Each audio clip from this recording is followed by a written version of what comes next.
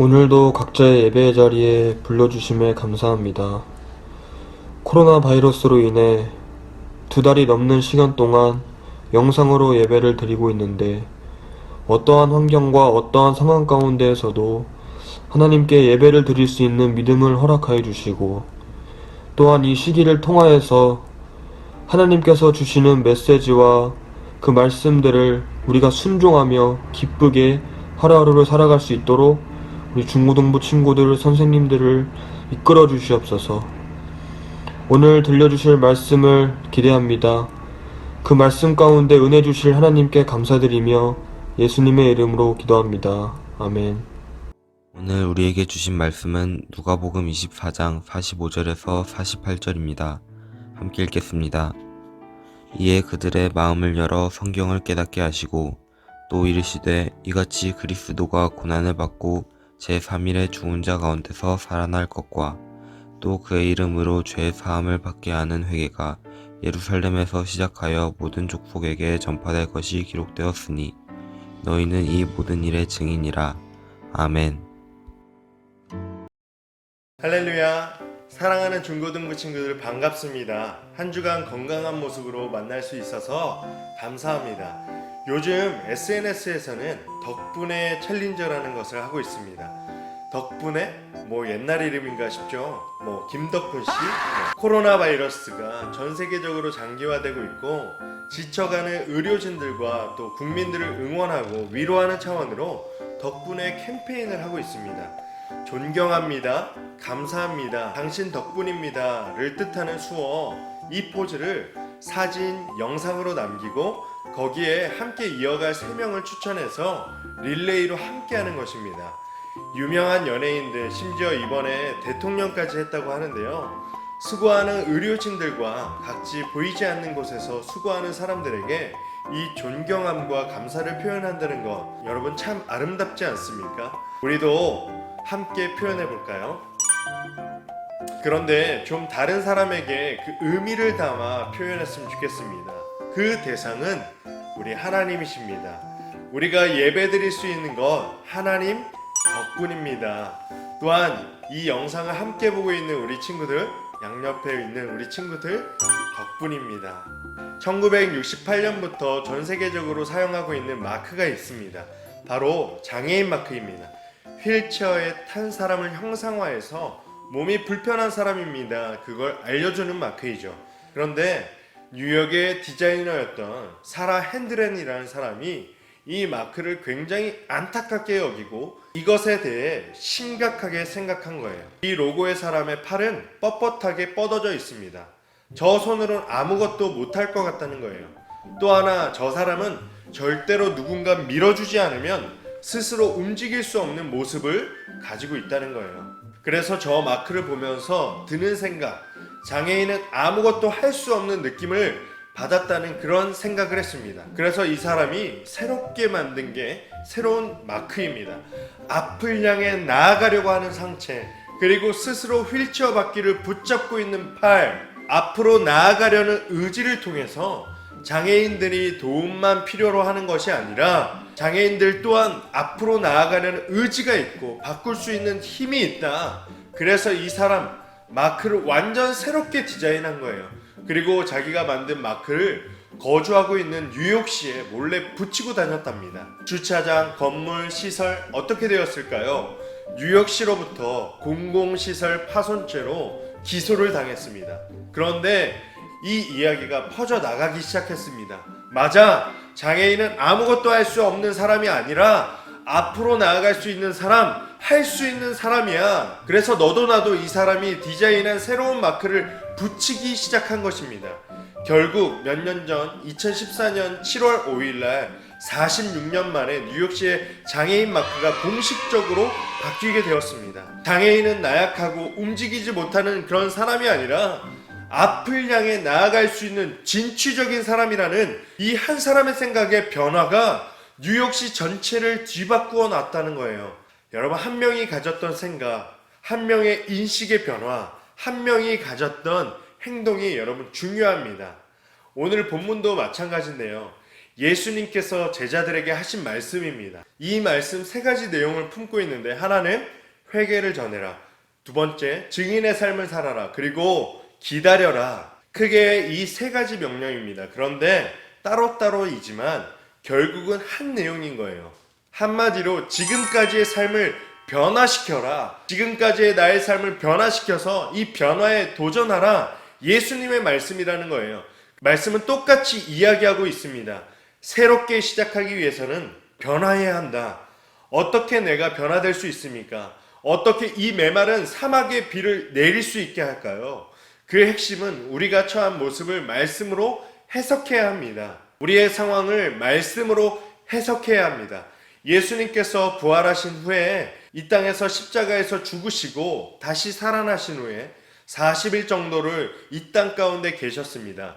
제자들과 많은 사람들에게 보이셨는데 많은 사람들이 부활하신 주님을 믿지 못하였습니다. 우리가 읽었던 바로 전 내용을 보면 예수님께서 부활하신 후에 생선 드시는 장면이 나옵니다.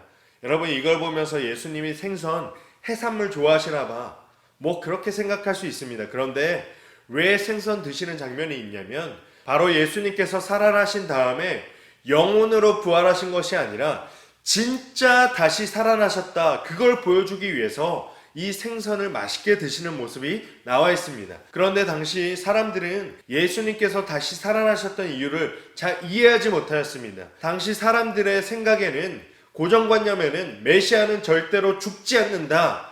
여러분, 맞는 말이죠. 그래서 다시 살아나신 예수님을 믿지 못하였습니다. 그런데 그런 믿음 없는, 도저히 받아들일 수 없고 그게 말이 돼? 안 될 거야 했던 그 상황을 주님께서 어떻게 받아들이고 어떻게 도전하게 하시느냐, 오늘 말씀에서 이렇게 말씀하십니다. 이에 그들의 마음을 열어 성경을 깨닫게 하시고 또 이르시되 이같이 그리스도가 고난을 받고 제3일에 죽은 자 가운데서 살아날 것과, 예수님께서는 이 상황을 네가 이해해야 돼, 모든 상황을 그렇게 납득시킨 것이 아니라 말씀을 통해 해석하도록, 말씀을 통해 받아들이도록 하셨다는 거예요. 그리고 말씀으로 그 상황을 해석하게 되니까 제자들의 마음 가운데 그 믿음이, 또 평안이 생기게 되었다라는 것입니다. 여러분은 언제 성경을 봅니까? 옛날처럼 성경이 없어서 못 보는 경우는 거의 없을 거예요. 내 성경에 먼지만 쌓이는 친구들, 아예 성경을 펴보지도 않는 친구들, 라면 냄비 받침대로 쓰는 친구들은 없겠죠? 있다면 회개하길 바랍니다. 성경을 스마트폰보다 더 사랑하는 우리 중고등부 친구들 되길 축복합니다.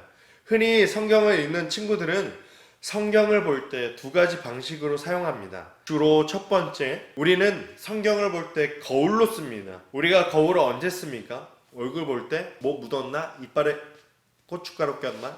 우리가 언제 성경을 이용하냐면, 이것이 죄인가? 하나님께서는 이거 기뻐하실까? 하나님께서는 이거 싫어하시는 거 아닌가? 우리의 삶을, 우리의 생활을 돌아볼 때 우리는 성경을 볼 때가 있습니다.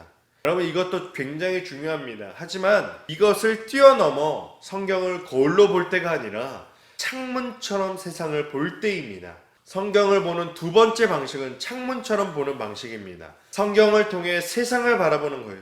내게 일어난 일을 내 육신의 눈, 이런 거야 하고 보는 게 아니라 성경과 말씀을 통해서 바라보게 하는 거예요. 그러면 그 가운데 해석이 됩니다. 받아들일 수 없었던 것들을 받아들이고 믿음으로 살았던 제자들처럼 이해가 안 되는 일, 왜 그렇지? 하는 그런 일들조차 말씀으로 해석할 때, 말씀으로 반응할 때 이해할 뿐만 아니라 그 가운데 믿음으로 살아낼 수 있다는 것입니다. 현대농구의 흐름을 바꾼 현 NBA의 아이콘, 넘버1 슈터, 현 농구를 뒤집은 사람이 있습니다. 여러분, 누군지 아십니까? 바로 골든스테이트의 스테판 커리입니다. 여러분 들어보셨죠? 2020년 연봉 랭킹 1위. 남학생들은 좀 알 거예요. 좀만 운동에 관심 있으면 거의 다 알 겁니다. 여러분, 스테판 커리 하니까 여러분 카레 생각도 나고, 인도 사람 아닙니다. 그가 속한 골든스테이트 팀을 최전성기까지 끌어올려서 4번 우승시키기도 하고, 엄청나게 많은 시도에도 불구하고 엄청나게 높은 성공률, 3점슛 기록을 다 갈아치고 있는 사람입니다. 그런데 이 사람 슛 쏘는 자세가 좀 특이합니다. 심지어 과학자들까지도 이 사람 슛 쏘는 거 분석하기도 했습니다. 이 사람 얼마나 빨리 쏘냐면 다른 사람 슛 쏠 때 공 받아서 손 잡고 왼손은 거들 뿐이야 하고 보고 슛 날려서 들어갈까 말까입니다. 커리는 공 받자마자 바로 슛 쏘는 것입니다. 너무 빨리 던지니까 사람들이 연구하는 거예요. 쟤는 왜 이리 빨리 슛을 쏘지? 그게 나중에 알려졌는데요. 여러분, 스테판 커리 굉장히 신실한 크리스찬 중에 또 믿음 있는 사람이었습니다. 농구 선수였던 아빠 때문에 농구를 일찍 접했습니다. 그리고 고딩 때 아빠가 나온 좋은 농구 명문학교에 지원했는데 거기에 스카웃되지 못합니다. 지원하는 데마다 다 불합격. 그래서 어디로 갔냐?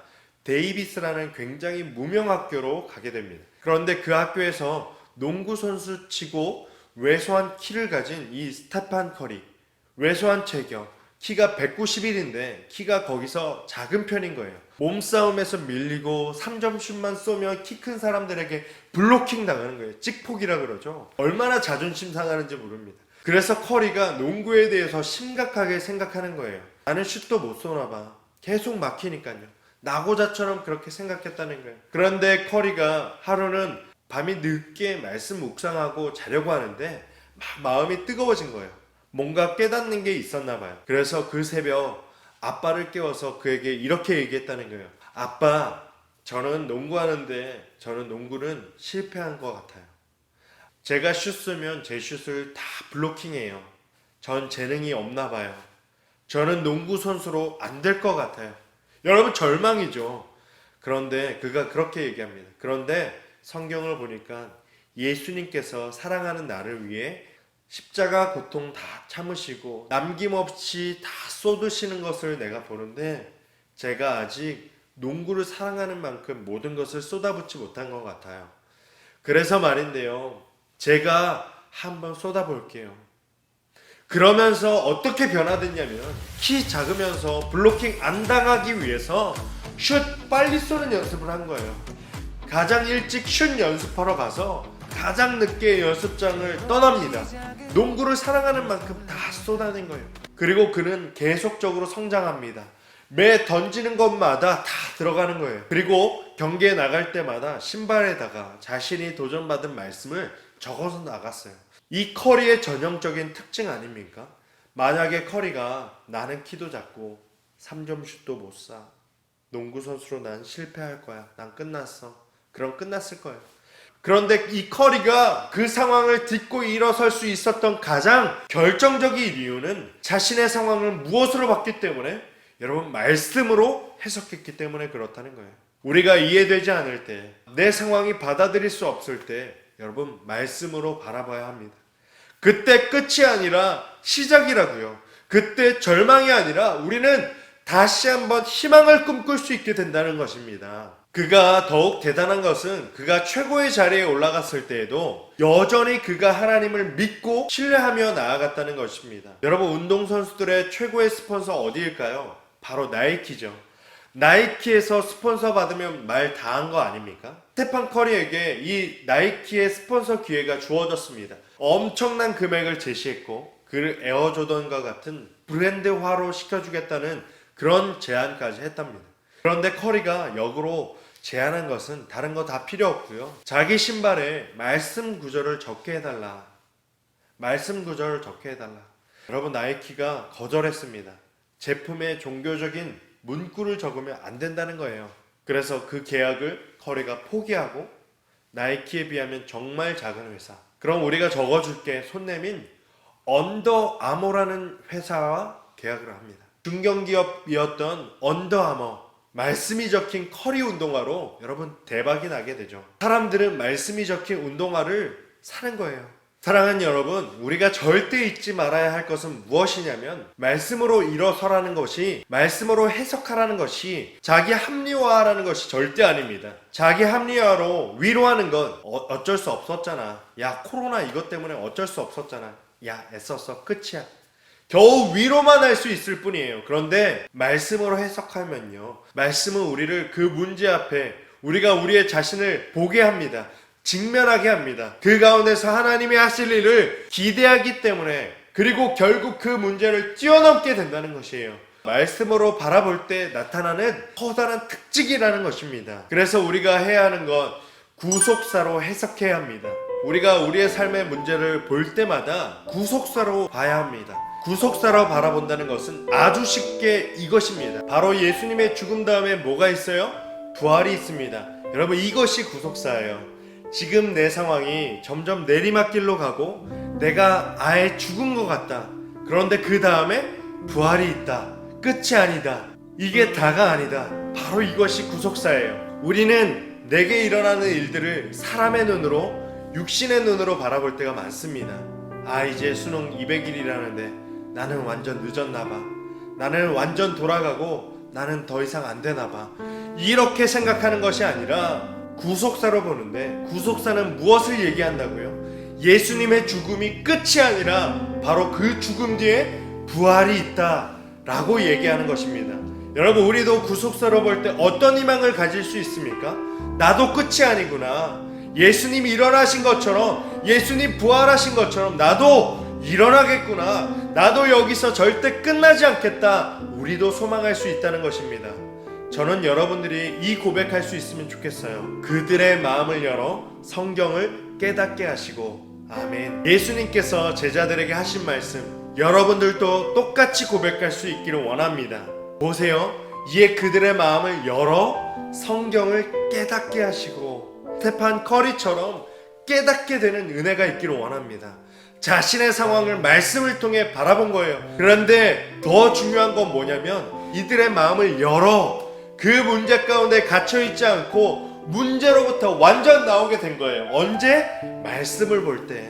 여러분, 여러분들이 읽는 그 매일의 말씀 곱씹어 깨닫게 되는 은혜가 있기를 축복합니다.